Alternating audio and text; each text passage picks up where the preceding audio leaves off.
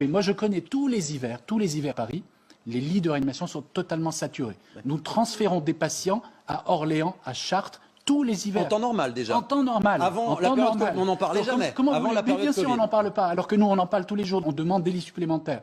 Rien ne nous est accordé. M6 Info. Cette dame est arrivée ce matin à l'hôpital. Le diagnostic est posé. Elle est grippée. Ces patients vont s'ajouter aux autres patients qui se présentent habituellement aux urgences et avec un encombrement des lits d'hospitalisation. Là, on est dans une situation où l'hôpital n'a plus aucun lit d'hospitalisation. Situation inquiétante dans les services d'urgence. Une centaine d'établissements viennent de déclencher ce qu'on appelle le plan hôpital en tension. En termes simples, cela signifie qu'il n'y a plus assez de lits. Les patients sont parfois soignés à même les brancards dans les couloirs. Une situation de crise qui devient permanente. Et vous allez l'entendre, les personnels sont à bout de souffle. Des brancards un peu partout. Aux urgences de l'hôpital de Toulon, c'est une journée comme les autres. Et le personnel est à bout de souffle. Les urgences sont en surchauffe sur l'ensemble du territoire, avec l'hiver, la grippe.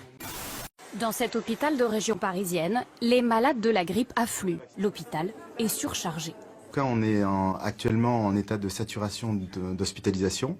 On n'a plus de place à l'hôpital. On appelle les soins de suite rééducation, les unités gériatriques aiguës. Ils sont pleins. Et on ne sait pas très bien où mettre ces patients-là. Aux urgences de Lorient aussi, l'hôpital sature. Dans les couloirs ce matin, les patients attendent parfois plus de 20 heures sur des brancards avant d'obtenir un lit. La pénurie de lits, un classique que l'hôpital de Haute-Pierre doit gérer chaque hiver.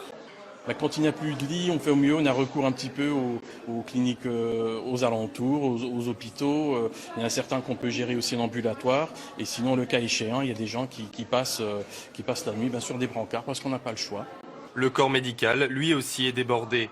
L'ensemble du service fonctionne à flux tendu. Pas sûr que la situation s'améliore dans les prochaines semaines. La grippe n'a pas encore atteint son pic dans la région.